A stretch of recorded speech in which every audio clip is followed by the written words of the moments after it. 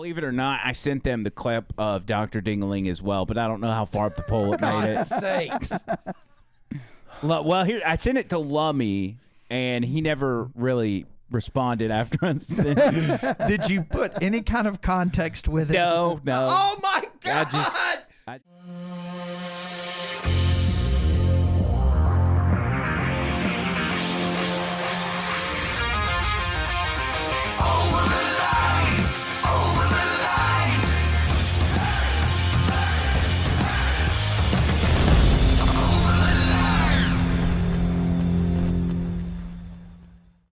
Hey now, everybody. Hey now. Welcome back to Over the Line, baby.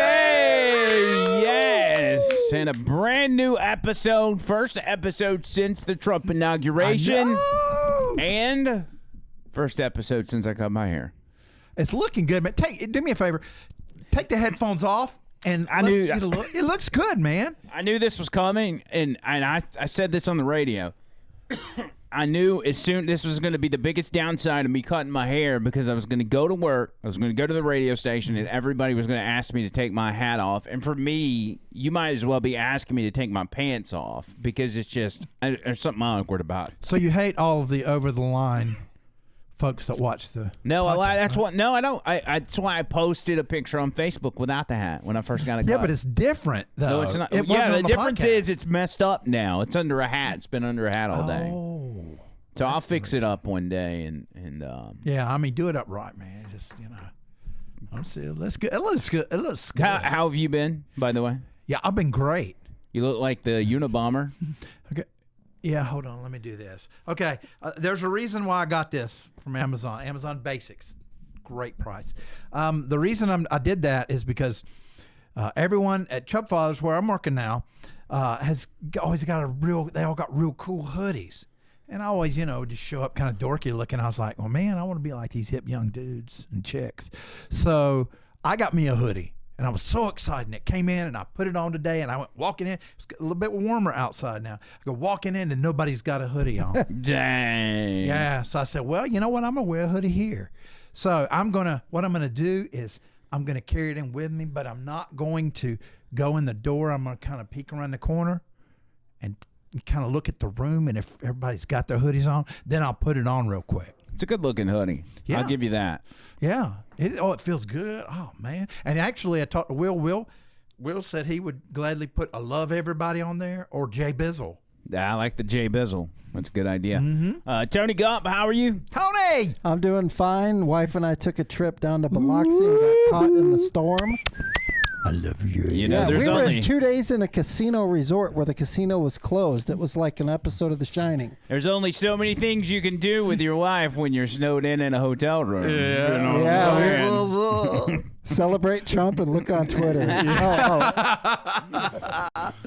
no gambling involved with that. You're always a winner. I gotta say though, we were hanging out and it was like every 15 minutes we're getting like a piece of news and it was dinging on my phone. I'm like, oh my God, now this. And I bet you were hanging out with a piece.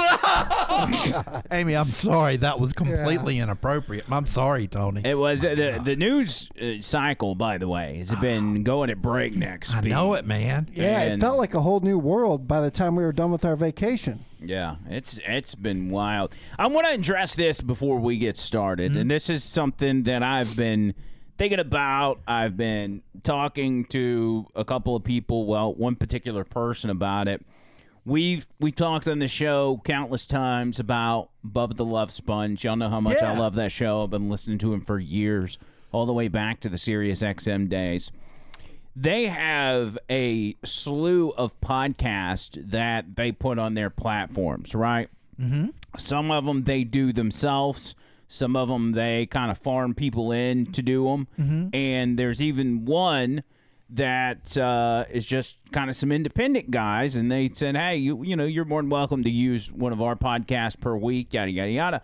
And I got to thinking, like, why can't we have our podcast on Bubba's network? Oh, no. Man, are you serious? And so I pitched the idea, but I really haven't gotten anywhere with it. But like, I've been talking to his producer, Lummy. Okay.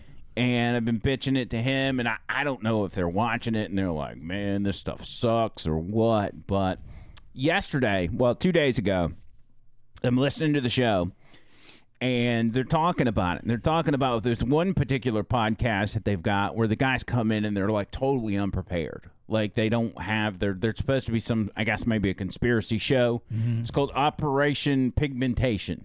And what? And there's not a racist conspiracy. Well, they never have like show prep ready. So they've got one of their guys, his name's Seth Kushner. He's like one of the co-hosts. He's kind of producing the show because when you bring in randos to do it, they can talk on a microphone, but they don't know how to run the board or whatever. Right.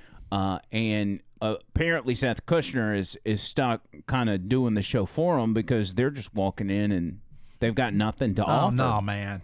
And you can't do that. You can't do that in radio. You obviously can't do that in podcast form. Like, you got to have something to bring. This is the clip from 2 days ago where they were talking about it, and Bubba was giving Seth the business, saying, hey, you've got to make those guys come up with some content. My immediate thing is why? Well, but just say no. I have to say just because I need some walking around money, cuz. All right, well, and I don't have any ability to pay it back. So can you co-host my show? But I feel like it's my responsibility as the podcast, whatever, that I have to give people everything they need to be successful. You don't. Well, But can you produce without co-hosting? I mean, can you? Absolutely. Okay, so then do it. I mean, you don't have to put you don't dabble in and. I prefer to produce and help people, but all that. But that's not what these guys had in mind at all. So let's go through your podcast roster. We got if you were to start Monday, it goes with the Bubba Uncensored, yes. Right? Okay, and then Tuesday goes to Clem and Kush, and then on Tuesday you record Pigmentation and potentially this project Clarification. Yes, I sometimes release Pigmentation on Tuesday, and I'll have Clem and Kush and Pigmentation on Tuesday. Sometimes I'll drop it on Wednesday. Do you record it Tuesday? Yes. Yeah, they record it on Tuesday. Yeah. They got Rio and Craig come in after Clem Kush. I do 4 shows on Tuesday. Yeah. So what's the 4th? I do Project Clarification, Operation Pigmentation, Clem and Kush, and this one. Lazy bitch. So yeah, he's career lazy. Just ask him. He has 4 shows. He does 2 on Monday, 4 on 2. The good thing about it though, man, after Tuesday, it's like his Friday because all he's got to do Wednesday, Thursday, Friday for the most part is just do this show. Repurpose. So just analyzing real quick, and we'll get back to this. It seems Seth Kushner is kind of in control of the podcast, right? Yeah. So is that the guy we need to be talking to? I think he's the man, and he would run it up the flagpole to Bubba. Yeah, because Bubba's got the final say-so on this. Mm-hmm. And I'm just like... Another thing is, Bubba's got this documentary coming out, which is about... And I've talked to you all about it. This long, like, crazy story that he's been involved in. I mean, I don't know how far back it goes, but he got fined by the FCC for... killing and cooking a pig on the air, and then the Hogan sex tape, and we know all about that. And even, Tony's got more Tampa ties than both of us put together, so he knows a lot about that. The Hogan sex tape and how that all played out. I mean, that Hogan sex tape stuff, which involves the FBI, even reaches to Donald Trump's world because of the attorneys involved, and it's got Michael Cohen in the mix, and it's a crazy story. I have no idea what the documentary is going to look like, but I think it's going to be good. When it comes out, we'll probably assess it. But anyway, Bubba's got the final say-so is my point. But maybe that's it. Maybe we reach out to Seth Kushner and be like, hey, bro, can you get us? Because I've been talking to Lummy, who, if y'all don't know, he's in the top right. And he's a super nice guy. I just kind of chat back and forth with him. And, I know Bubba's a busy guy, but... I wouldn't go with Bubba because of that, but who's the guy underneath him? On the right? To the left. To the left. He's the one that does all the podcasting. That's Seth, yeah. He's the go-getter. He's the one that has the planner So on his I should phone. reach out to him. Yeah. All right, keep going with this.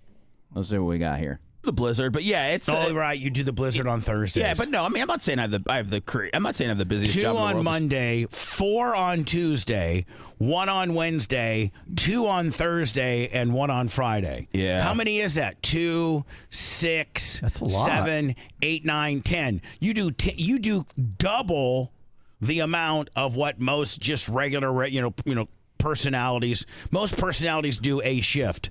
But I think all radio companies now are making you do ancillary stuff now that they are trying to monetize digitally. Yeah, that actually is true. Yeah. They're starting to do that. They've got us. Well, I guess I can't say some of the stuff that they got us doing in the state. They want me to do a little like mini podcast. Oh, I'm sorry. I have not. I started working on that last night. I will have it ready by tomorrow's podcast. That's fine. We'll worry about that tomorrow.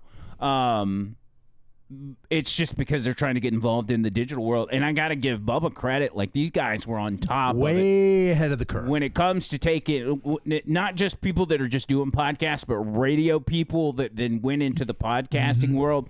And for him in particular, podcasting the radio show, which is the bread and butter, they've been doing that a while. I mean, I remember in the early stages where they were just trying to kind of test it out. And Tony, we've been through that as well, putting this podcast together.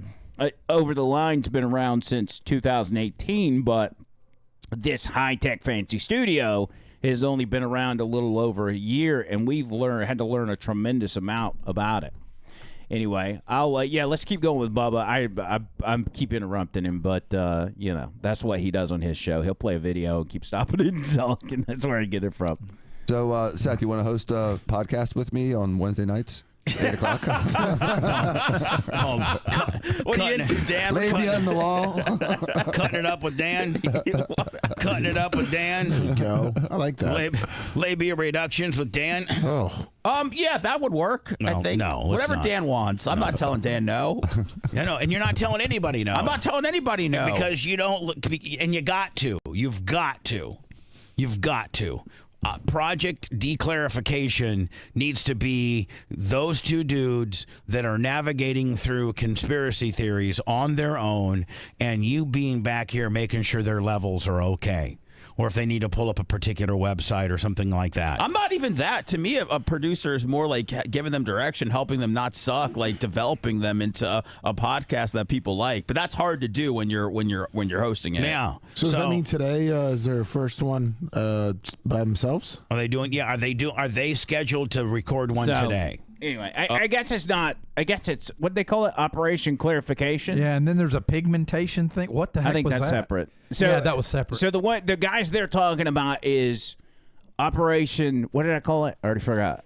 Segmentation or no. Clarification. Clarification. That was it. Yeah. Operation Clarification or something. Anyway, apparently these guys aren't doing what they're supposed to do. So let's get rid of those guys and bring in Over the Line, which absolutely has characters. We have a 61-year-old man on this show. What was that? We have a 61-year-old man on this show that with mental has problems. A tremendous amount of mental problems, and you never know what you're going to get. I got it. You guys, okay? You two, pick out some riveting, just on the edge of your seat stuff, and then some of the stuff that I've embarrassed myself with, and we'll put it together. I'll put it together a demo and send it to you. We'll be done. They'll be like, oh my God. Just a John Bird demo we sent to him? No. The riveting stuff, I'm like lost. Oh, like your best moments. John Bird best stuff. No, you're missing. Ain't about Bird. Okay? Forget it. Take me out of the mix. No, I'm talking about the main thing is the talking and the camaraderie ship. Yeah. And the serious moments, and then the poignant moments, and then the fun moments, and then the mental moments. Well, I'm gonna take this episode and I'm gonna send it to Lummy and I'm gonna send it to Seth Kushner and tell them, please pitch this to Bubba, fire the Operation Clarification guys, bring us on, because we do. I mean, at the end of the day, we do at least 2 podcasts a week, and if they only need 1 a week from us, we'll just take our best one of the week, send it to them, and we could be known as, because these guys on their show, on the morning show that they do, the radio show, right? They talk about everything. They talk about sports. They talk about politics. They talk about pop culture. We are known as the news guys, right, in the sense of like we're ultra MAGA, like we love Donald Trump. And so for Bubba's network, like how nice would it be that now you've got kind of Donald Trump's in office and you've got an ultra MAGA podcast on your network. And a huge possible audience. I mean, the sky is the limit. I'm liking what I'm liking what you're putting something. down. I think we're on to something. Okay. Lummy, Seth, listen to me. Pick up this podcast. It's going to change your life. Oh, hell yeah. It's going to change John Bird's life, too. Yeah, please, God, please. Hey, you know what? Let's do this. And Tony, you can edit this out so Bubba won't see it. We'll put a huge logo at the end. His logo at the end. Bubba Army. I should have worn my Bubba Army shirt today. That would have put a nice touch on it. If he will carry our show, I'll order 3 Bubba Army T-shirts, and so we each have one. Okay. And for the first episode, we'll all 3 of us will wear our Bubba Army shirt. Okay, why don't we do this? I've just got an idea. Okay, the ideas His head's gonna explode, Tony. Okay. All right, we get. You know how you always pick out like the really cool pictures of us and they're cut out and all that. Okay, what we'll do is we'll get one of Bubba for this podcast, and now let's get us doing this on each side, and then you can cut it out and use it. What do you think? I think we'd probably get. I think they'd probably show that on the show tomorrow and just laugh, ream us. Okay, Yeah. all right. That was. They would rail on us so hard if we did that. I mean, it'd be funny, but they would rip us to shreds. They probably think we got Bird out of some like mental asylum or something. You know? Yeah. They would. It's a good idea. I've been in a mental hospital twice. Maybe one of them seen your Only twice? OnlyFans page. That's possible. That's Could true. be. If they'll sign up. Believe it or not, I sent them the clip of Dr. Dingling as well, but I don't know how far up the pole it made it. Sakes. Well, here I sent it to Lummy, and he never really responded after I sent it. Did you put any kind of context with it? No. Oh my God! I just you doomed us. I was going down this road of like, can we get the podcast on your network? And I said, well, let me send you a clip of one of our recent shows. And Dr. Dingling was all I had, so that's what I sent. Wait, did you send the clip where it's kind of explained? No, or just I sent. for God's sake, you had the thing. No. that said it. I sent the clip of it from the show. So Okay, there was that's fine. context. Yeah, that's fine. And there was you with all that shame across your face as we started. Yeah. Hey, how about New Year's? How about New Year's when we were drinking? That was a great this past New Year's. Yeah. We were drinking and having a great time, but it was very poignant. When you assaulted the pizza delivery woman? No, let's not do that. I'm talking about the love between us, the brotherhood of drinking and sharing. That's what it's all about. Hopefully they'll be into that. But we will see. We'll see I'm what all happens. excited, and I shouldn't do it.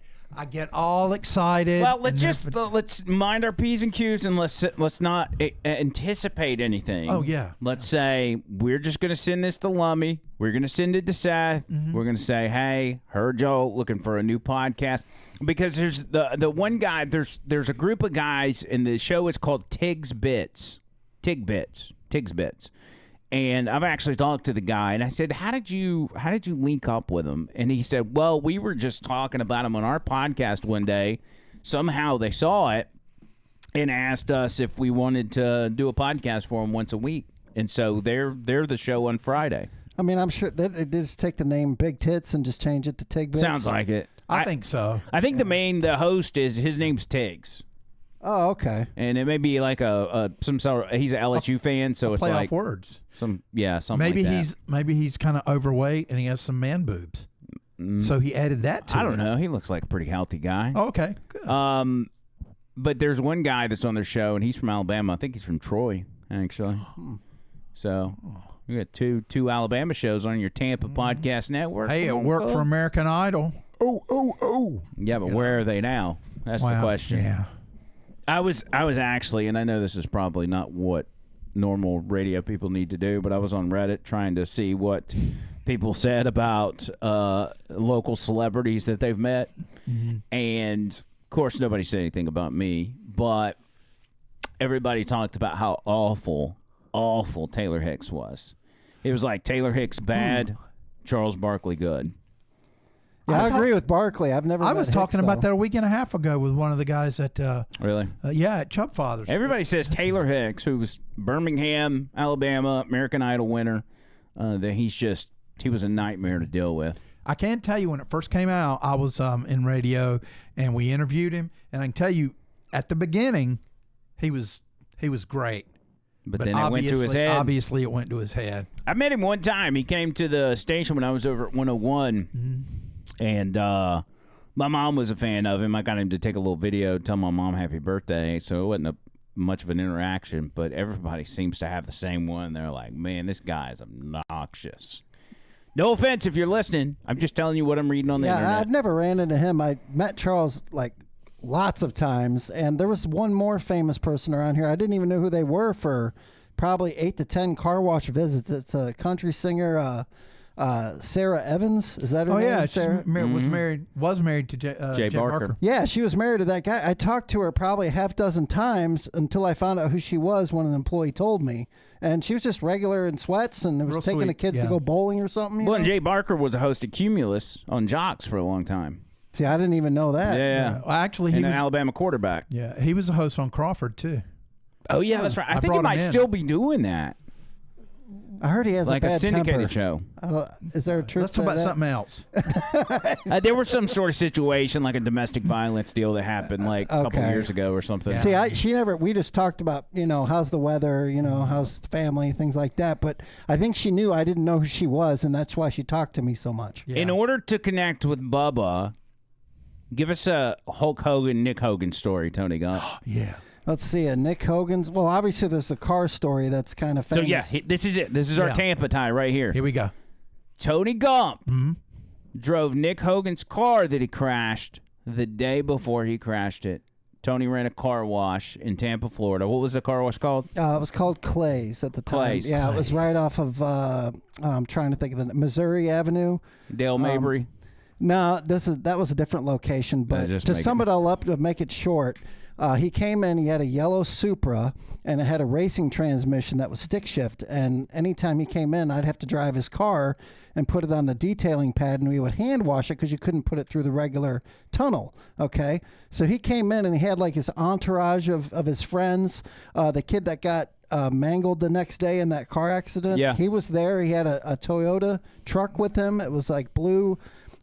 Went through the tunnel. He was a really nice kid, but I think I was the last person to drive his car besides himself before he wrecked it that next day. It happened. We washed it on a Saturday, and he wrecked his car on a Sunday, and it just got done raining that Sunday. What are the chances that Bubba went through Clay's car wash and you washed Bubba's car? I mean, it's very possible. Kirstie Alley. There was a lot of Scientology because it was right around the corner from there, but... I mean, if you went a week and you didn't see somebody famous, then it was bad weather or something. You had a lot of Scientology people coming through? Oh, yeah. Like, And come to Clay's, we'll wash away your sins There's off your car. there's a lot of stories about Wash away your brain. not just the celebrities, but people that worked for the celebrities. Or we had one woman that gave massages to some of the celebrities. One was John Travolta. She massaged him. Nah, that I got old a lot of gag. inside scoop on that. But That old there's it just every single week you learn something new about celebrities, and you just got numb to it. Eventually, you didn't care if they came in. What's the John Travolta deal? Uh, Just lay it out. So- Lay it out there. This could be the story that gets us on Bubba's network. could So if be. it's good, give it to us. Come on, Tony. Okay, so a woman would come in these blue scrubs. I don't want to say her name, but she had a Mazda CR, the SUV kind. All right. And she was his masseuse. And towards the end, after she got comfortable with me, she, man, I don't know if I should say this. Did But, she give you a rub down? no, I didn't get one. But Look at John. Can you pay the John Bird's John face as Bird's, you're yeah. telling this story? Oh, He's got the God. biggest grin on his face. He can't wait till no, but the punchline. story doesn't go where you think it goes. She, in her own words, claimed that John Travolta was a homosexual. That has gone around for many a year. I can She see that. swore by it, and I believed her because I'd, got a repertoire with her after so many times. Eventually, What's she doing telling the car wash manager that her client's a homo? Well, she told me in confidentiality. Oh, But give me a break. Anytime somebody does that, don't tell anybody. You've just said, now please tell it's everybody. been over 10 years. This happened. This Statute would have of been limitations. 2007. That's the homo statute of limitations. Yeah. Yeah. So 18 years ago, I was told the story, and she was like real quiet around the corner. And Did she massage Tom Cruise? No, Tom Cruise she never mentioned. No, that was one I didn't get much on. I heard he does when he does movies, like if he's like in a courtroom scene or something, he stands on a box Really? because he's little. He's like 4'3", Is he that short? No, he's like 5'5" or 5'6". Yeah. I'm still pretty short. Yeah, it is. Interesting. Anyway, Bubba, please bring us on. And we're not saying John Travolta's gay. That's just what the woman told me. But we will tell that story if you put us on your podcast network. Yeah. We'll tell it every time. Yeah, we'll start We'll the show come up with every a time. different way, a different spin on it. We'll go from John Travolta's homo, then the next episode he'll be transgender, and then after that he will Tom Cruise will be short. We'll be- talk about his shortness. Yes, and then John Travolta will be a furry. Yes. Oh, and another side note, that picture I showed you the one time with Nick Hogan and myself in the front of the car wash, Yeah. that picture was taken by Nick's sister, Brooke. She sent it to me, and I still have her email to this day. That's where I got the picture, because I don't take pictures. That was her taking the picture. You mean that was Brooke Hogan? Yeah, it was Brooke. We should email her. Super nice girl, by the way. Yeah. I'll tell you, if we email her and say, hey, will you please tell your dad to be friends with Bubba again, Bubba would probably definitely bring us on. Like if we could repair that relationship. I'd stay out of that. I don't know. Yeah. I don't want to touch that. Anyway, it's worth a shot. I think so. We need to talk about the big thing of the day. Yes. Which RFK and the confirmation hearing. I think RFK Jr. handled himself very well. I think he did a good job. Yes. Especially considering the lunatics that were asking him questions. Now, think about the irony here.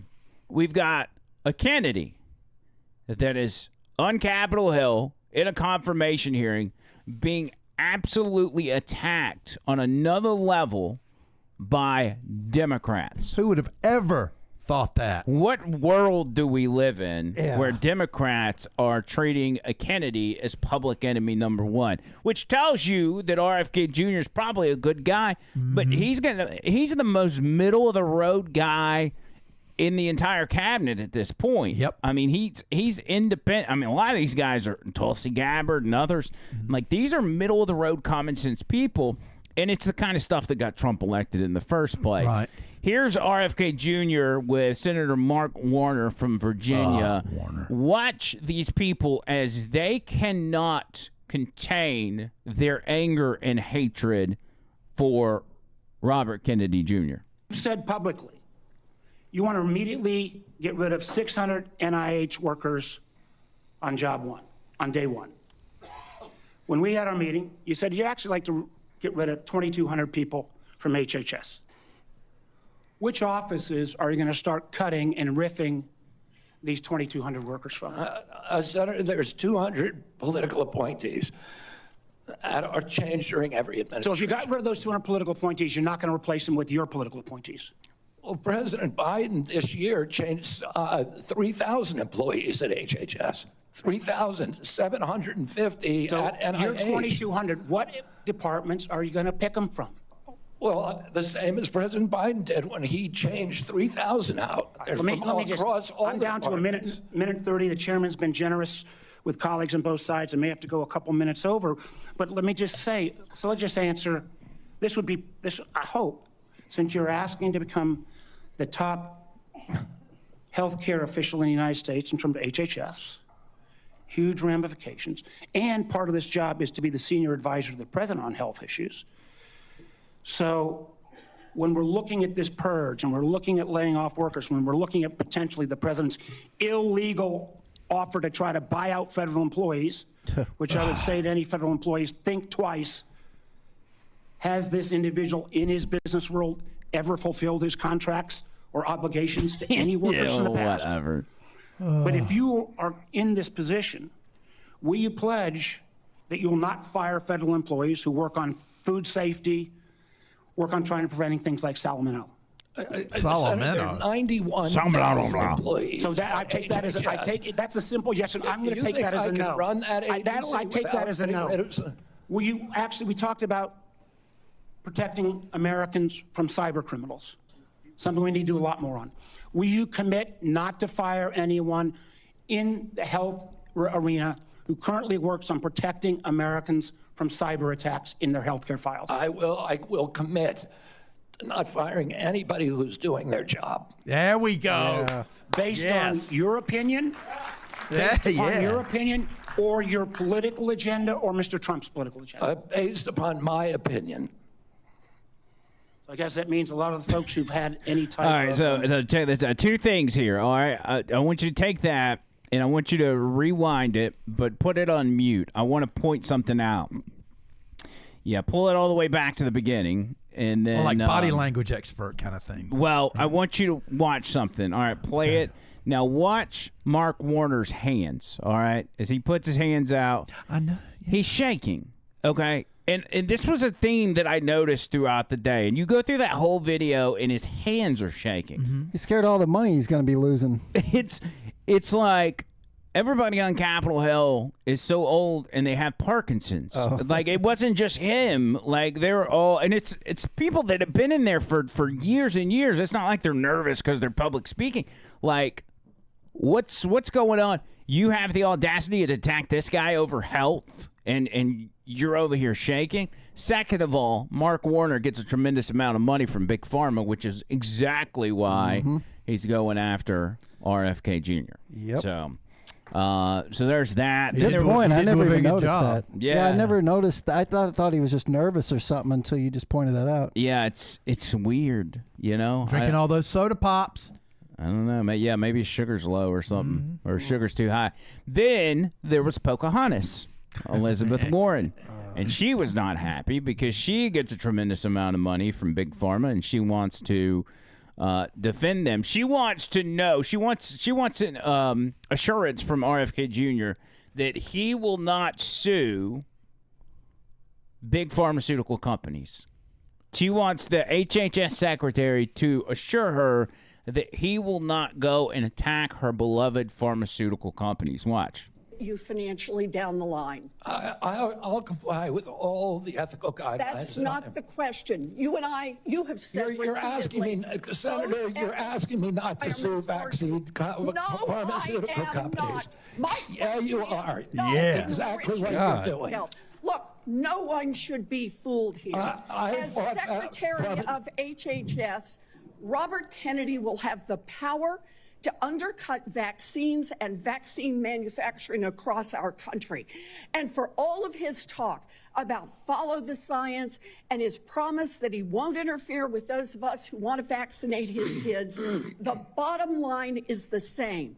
Kennedy can kill off access to vaccines and make millions of dollars while he does it. Oh, Kids come might on. die, but Robert Kennedy can keep cashing in. Oh, Senator, I support vaccines. Can we? I support the childhood schedule. Can we point out how angry liberal women are? yes. I mean, they're so angry. They're all angry. There's not one of them where you look at them and you're like, oh, they're in a good mood. She's got that bitch resting face. Resting Pocahontas face. Yeah, it just It's just that squaw gets on my nerves. I'm sorry, that was racist. That was was watching this whole thing all day, and it was a lot. Get your blood going, man. But here's the thing: if you were a leftist, if you were a liberal or a Democrat in Congress, you'd probably be pretty pissed off too at this point, because all we're doing with Donald Trump in office is winning over All and we over. do is win. It's day after day, social media post after social media post. It just, the winning never stops. Even Kenya's former president was doing a press conference today, and he was talking about the countries that are now upset because Donald Trump's not going to be sending them a blank check as the U.S. had been doing. We're not going to be just funneling money to random countries. And he's like, what are you crying about? It's like, worry about your own. Here he is right here. Listen to what he says. This is great.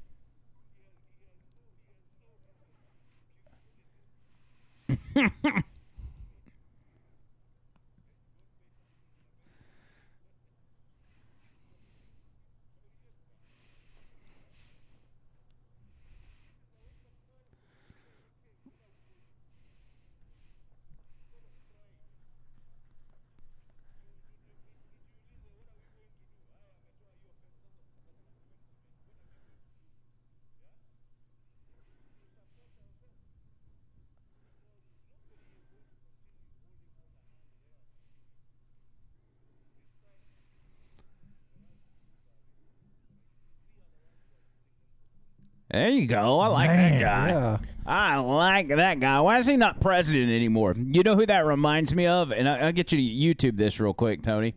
You know what that guy reminds me of? Why are you gay? Do you remember that clip? Yeah. It's like a Kenyan newscast, and he brings on some LGBT activists. And he's like, welcome, so-and-so, blah, blah, blah. Here it is right here. Oh, this is so good. Mr. Should I call you Mr.? Julian Onzima. Thank you for coming in. Thank you for Good morning. Morning to you. Why are you gay? Who says I'm gay? You are gay. You are a transgender. What shows that I'm gay? You are a transgender, and Yes, you're I a am. gay rights activist and an outspoken lesbian, homosexual. How can I describe you? Now, we're looking at the raging debate. You're a gay rights activist. Why should someone be gay? You having a girlfriend.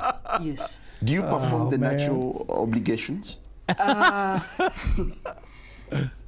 not sexually active right now.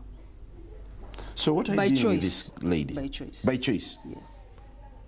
I've just not, I've chosen not to engage. Doesn't that make you gay? What do you mean, doesn't that make me gay? I am male and attracted to a female. So who is gay? I'm gay.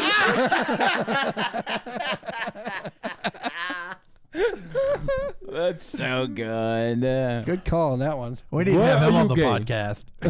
Why are you gay? We should start off every show like that. Just, why are you gay? Yeah, I like that.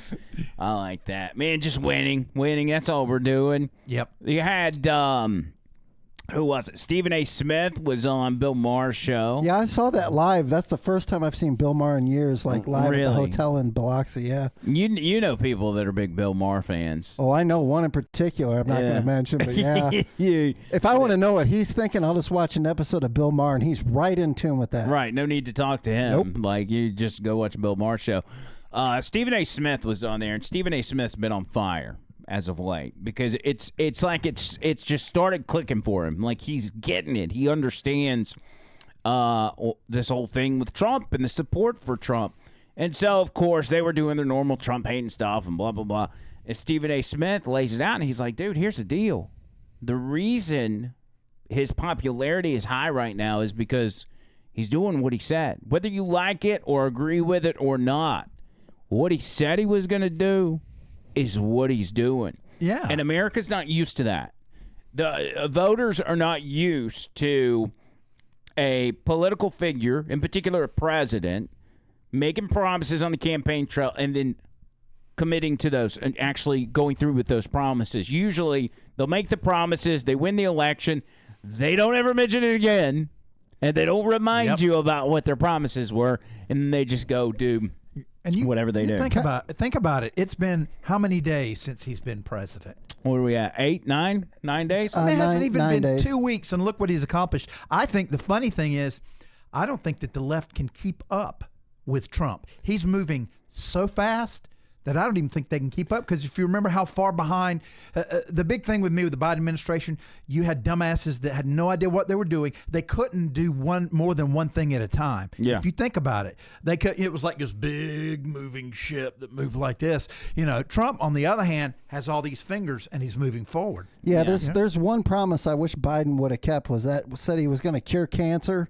I mean, what a crock of crap that was. you Never know? did it. Never did it. I was waiting for that one. It was there's been a couple other things. You know, he signed the Lincoln Riley Act today. Yes. And he Yes. announced that they're opening Guantanamo Bay and the 30,000 Oh, my beds gosh, to put 30,000 migrants in there. beds, baby. Illegal criminal migrants.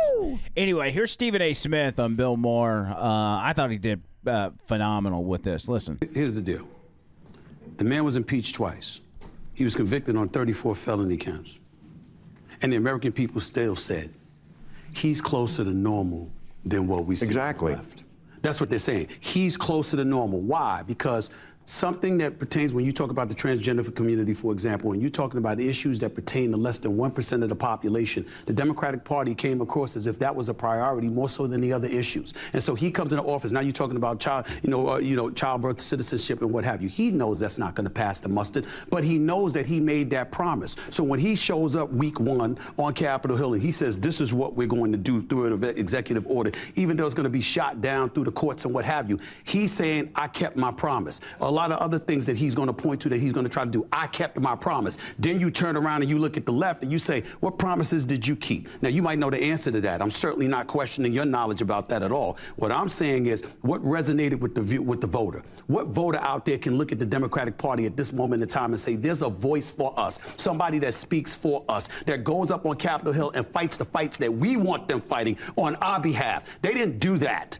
And that's why their behinds are home, and that man is back into the White House, and they want to sit up there and talk. You look at the networks right now, they're talking about, look at it, this is the latest, look at him, here he goes again. Well, you know what here he goes again means? He's doing what he said he was going to do. He promised you he was going to do these things, and he walked into office week 1, and that's exactly what he's doing, and he's saying, y'all do something about it. And when you try to do something about it, he's going to say, look at them now. Now they're concerned about these issues. Were they talking about that during the campaign? Hell no. Dang, bro. Dang. That's pretty good. That's good stuff.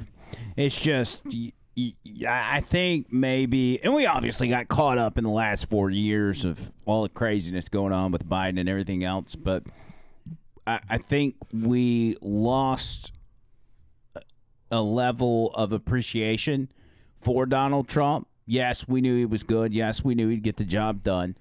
But watching him come out there, talk to reporters. Today, when he was doing the Lake and Riley Act, he had a family there and everything, and he signed it. Oh, that was so powerful. And then a reporter, once he signed it, a reporter's like, "Hey, can we ask you a question, Mr. President, about the hiring freeze for the federal or the what is it, the financial loans and grants, the money freeze for federal grants?" And he's like, I don't think that was appropriate time. But I thought he handled it very presidential. He didn't did. go after me. He said, "This is not the time." Yeah, that was actually really good. I was impressed. His normal interactions with the media, and we haven't really gotten to that point yet, but some of his best moments are when he's sparring with the media. If you go back and you look, from 2016 to 2020, I mean, this is just must-see TV. Attacking our news organization. Can you give us a chance? Your organization You are attacking our news category. You are fake news. Sir, go ahead. Can you stay? No. John Roberts, go ahead. CNN's fake news. I don't take questions. I don't take questions from CNN. CNN is fake news. I don't take questions from CNN. John Roberts of Fox. John Roberts of Fox. Let's go to a real. Let's go to a real network. John, let's go. Well, we're a real network too, sir. Thank you, Mr. President. Hold it. The U.S. has so many deaths compared to so many countries around the world. Fake news, CNN. Hold it. Sit down. Sit down. We'll get it. Just because of the attack of fake news and attacking our network, I just want to ask you, sir. I'm changing it from fake news, though. Doesn't that undermine? Very fake news. I know. I'm changing it from fake news. That's those are all Jim Acosta too, by the way. Jim Acosta out at CNN. Yep. He quit because they tried to move him to like a late time slot, and he was like, "Mah." Anyway, he's got to be one of the fakest people on this planet. He's awful, man. Just journalism in general is just in a state of disarray. And who would have thought journalism would eventually end up, or it's heading in the direction of going to the people? For the young people that listen to our radio show or listen to this podcast, I encourage them, do not get into journalism because we are the media. It's like the meme, like what's Tom Hanks movie with the ship and the Somali pirates. Look at me. Captain Jack or Captain Jack Sparrow. We are the media now. Captain Jack Sparrow. No. What was the name of that movie? Captain Phillips. Yeah, that's Is that what it was? Captain Phillips, yeah. The Somali pirate gets on there and he's like, look at me. We are the captain. We are the media now. But my favorite thing is when not the main guy, but the second guy came on and looked at Tom Hanks and he said, "Why are you gay?" That was my favorite part of the Look movie. at me. We are gay now. Yeah. Why were you on Epstein's flight plane? Yes. So why are you gay? Look at me. I am gay now. Oh, that's good. Y'all remember when I used to talk about, I used to bring this up on the radio show, Tiffany Henyard? Mm-hmm. We had used it. Remember, we had a theme song for her. Oh yeah, you'd what come was up that? with one. It was was it Old Dirty Bastard Got Your Money? Yes. Yes. Baby, I got your money. Yep. Yeah, because she's like blowing all this money on security and lavish vacations and everything else. Well, as of late, she has been put in a position where they're trying to force her out, and apparently there was a meeting. Make that small real quick, Tony. I need to see if there's a different one that I didn't send you. Scroll down just a bit. Okay, so at one of these meetings, that's the video. It seems she jumped into a brawl. Well, back up one second. Let me read that thing. Oh, okay. It says Tiffany Henyard jumped into a brawl with her boyfriend at the township meeting. The altercation reportedly began after activist Jediah Brown criticized Tiffany Henyard. Hit show more real quick, and let me read that. This led to a physical confrontation involving Henyard's boyfriend, Kamal Woods. Okay. So hit that Rumble link. See if we've got... Well, no, just show that video there. This is the brawl, apparently. Dang. Oh, man. Oh.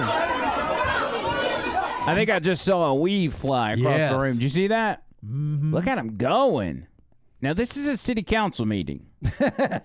What city is this? It's, what's the name of it? It's like a suburb of Chicago. Yeah, it's near Chicago. I can't remember the name. Something township.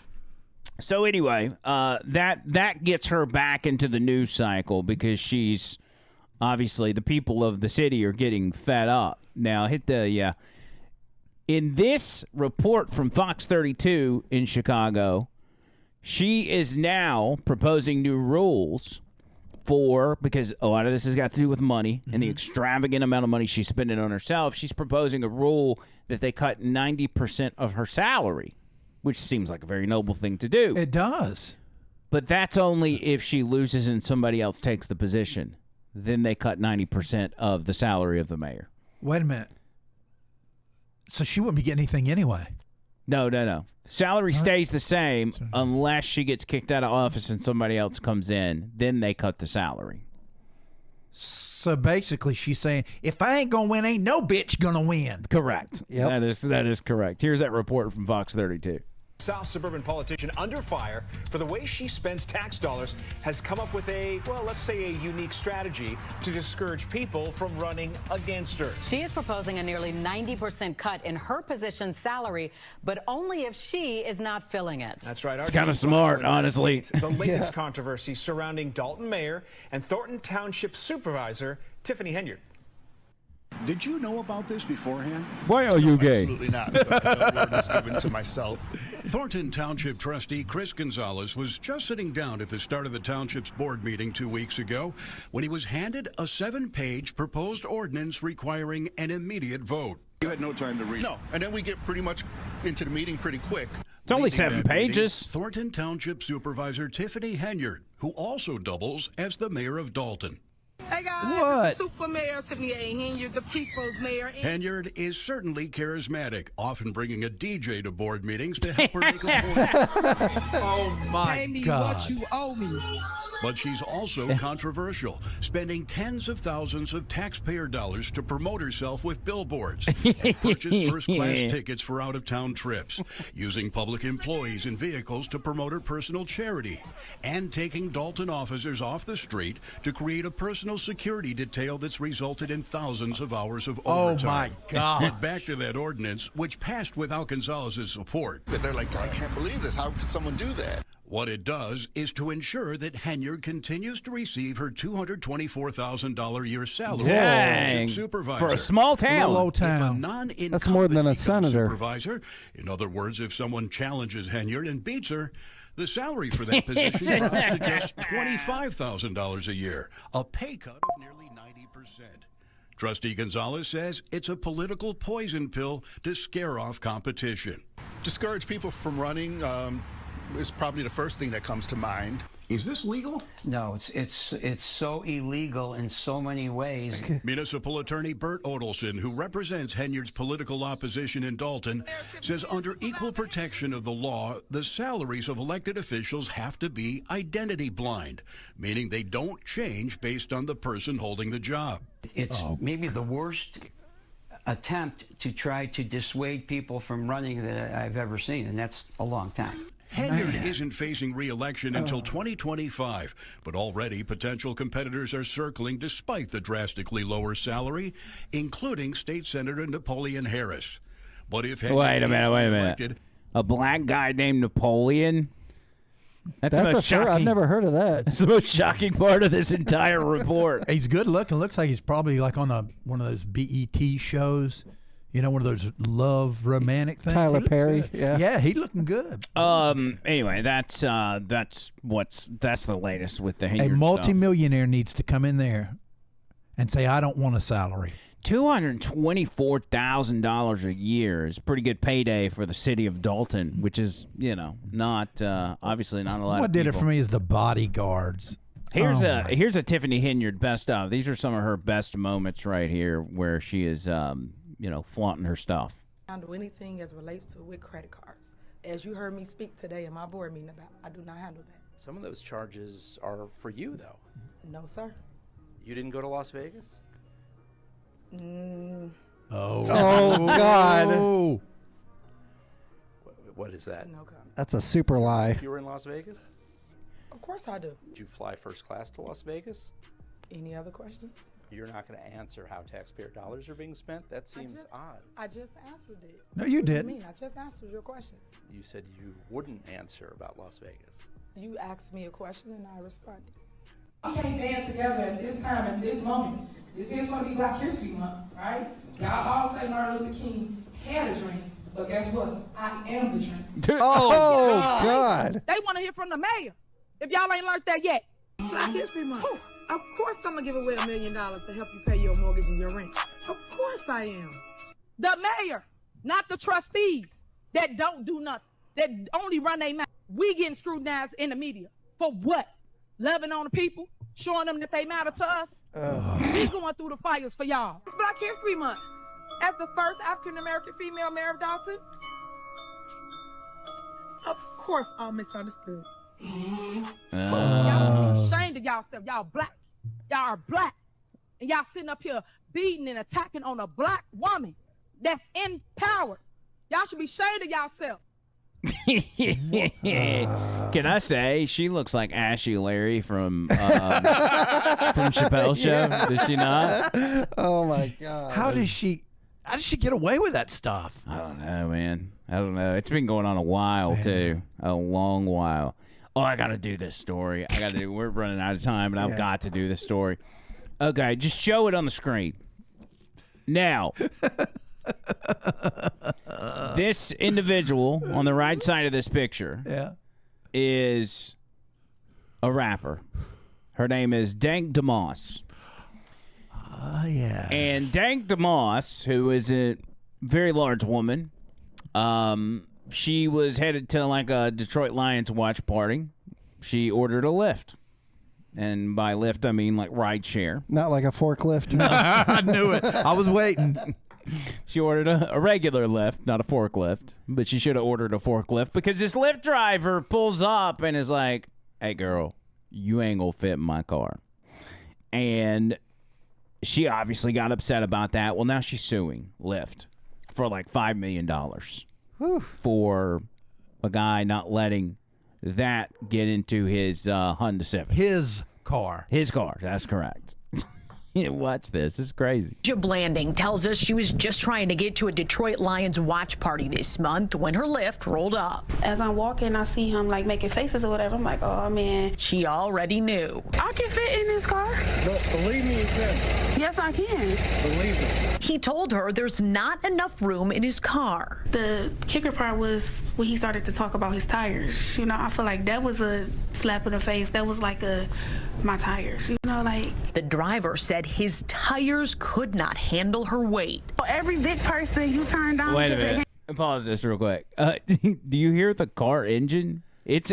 She's not even in the car, and the car engine's like, he's scared. Back it up a little bit. Listen to this man's engine. This car is terrified of what's to come. Could not handle her weight. For every big person you turn down, they can't fit in your car. Yeah, because they need to order the Uber. He's got his foot on the brakes because that car's trying to go. Uber XL. He apologized, canceled the ride, and left her there. The rapper says she's pretty tough. I get the money and flip it and make some food. Dank DeMoss, as she's known at the mic, is crushed by the whole situation. I just want them to know, like, it really hurt my feelings. It looks like Lyft might be hurting pretty soon, too. I knew it was illegal, and I knew that it was wrong. Her attorneys, John Marco and Zach Runyon, say weight is a protected characteristic in Michigan by law. It would be no different than a driver pulling up and saying, you know, I don't want to have black people in my car, or I don't want to have Christians in my car, Muslims in my car. It's the same under the law. Cars have weight limits. The lawsuit is filed. Since she posted the encounter on social media,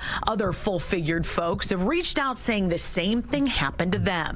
They've got did she not mention? She said, I don't want to order Lyft XL. They have a Lyft XL. Yeah, she's got an option. That should be over with. It should be done. Because you could order an SUV or a bigger car. That's not very gangster of you to say your feelings got hurt because somebody called you overweight. My feelings got hurt. Like if you're gonna be a rapper, like you need to be tough. But yeah, that poor guy. I mean, really, he's in like a Honda Civic, a Honda Accord. She was essentially asking him to fit a Honda Accord inside of his Honda Accord.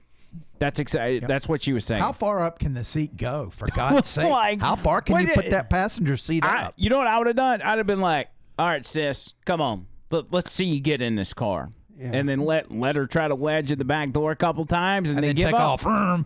Well, maybe he already had shock problems on the back and he didn't mention that. For those that do rideshare, like that's a lot of wear and tear on your car already. But I mean, aren't there limits? I mean, if his car's doing all that, I mean, would Lyft say you've got to be up to a certain you got to standard. get inspections and stuff like every year. Well, what if he rolled up in a Mini Cooper? How's that going to happen? Yeah. Hey, I'm sure he won't get many rides. Oh man, that's bad. Oh, I got one more thing to do. We still got to get our Angry Shakespeare in. Yeah, when did you do that? Let me just okay, we'll save that for next time. It's something that Trish sent me, but because we're out of time, let's save that for tomorrow. And Angry Shakespeare follows kind of a theme we've been doing the past 20 minutes. Does it? Yeah. Perfect. All right. So for those that don't know, and especially for Bubba and his crew, yes, this is Angry Shakespeare. It is John Bird doing poetry, but doing poetry to lyrics of rap songs. What is the gangster rap songs? And what song is this? I'm not going to say. Okay. Yeah, I can't say it. All right. Well, Tony, take it away. Good evening, and welcome to yet another edition of Angry Shakespeare Raps. Our first selection from the Great Book of Rap. I love the pregnant pause. Is Niggas Got Me Fucked Up by Project Pat. These niggas got me fucked up. These niggas got me fucked up. These niggas got me fucked up. These niggas got me fucked up. These niggas got me fucked up. I'm down for my crown, Maine. If I go out on your ass, Maine. Lame ass niggas starting shit like some bastards. When I catch your mark ass slipping, I'ma blast ya. Half of you fools get high before a drive-by. I don't need a joint to let me know that a hoe can die. Though the eye blast of the elevated scoper. Pull the trigger back, watch the bullet smack his throat. Oh, wow. Starting shit is a nigga who's a coward. Only starting shit because he think he got some power. Shower your ass with a full clip of hollow points. When I start to blast, bitch, I bet your ass will get the point. Point me to a tone right dead at your dome, fool. Damn, he from the hood. F that, ain't nobody cool. Foolish ass, jealous ass niggas know they ain't down. You done met your match, bitch. And the Patsters gonna clown. These niggas got me fucked up. Oh, here we go. These niggas n***s got me fucked up. These Negroes have got me fucked up. These n***s have got me fucked up. Now, everybody want to play the hard role, talking about a bitch, their money in the bankroll. I know that if a fool steps to Patster, I'll serve you. I'll be downtown for your murder. Jerk a n*** by his collar, pistol to his head. When I pull the trigger, bet $1 that the trick's dead. Dead on arrival with his weak boy at the club, trying to fuck with Pat, and his back head caught a slug. Ooh, wow. 38 caliber. So violent. At close range. Yeah, it's very, very fatal, Maine. It's a n***'s brain.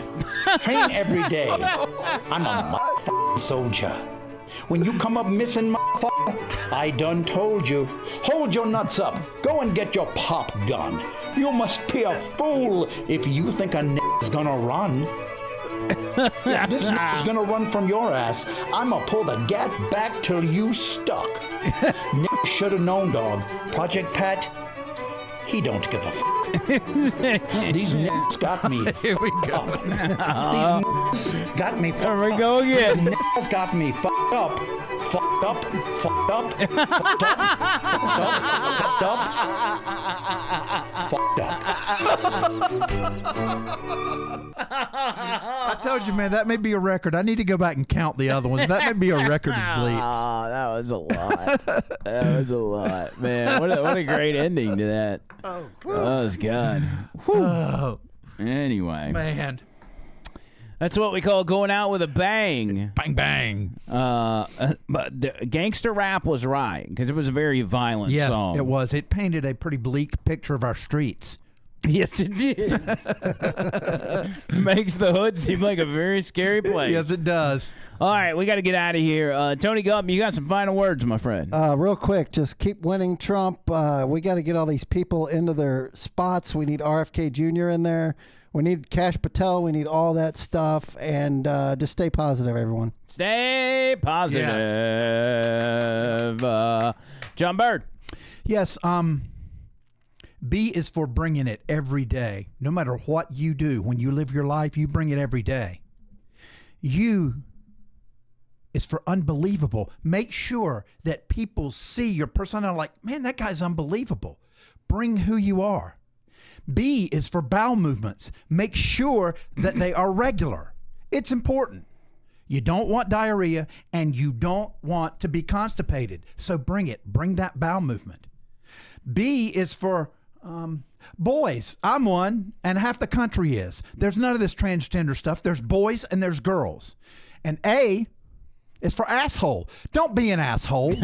What does that spell? Bubba. That's right. Show some love, Bubba. Yeah. Get us on the podcast network, baby. All right, we're out of here. Till next time, circles.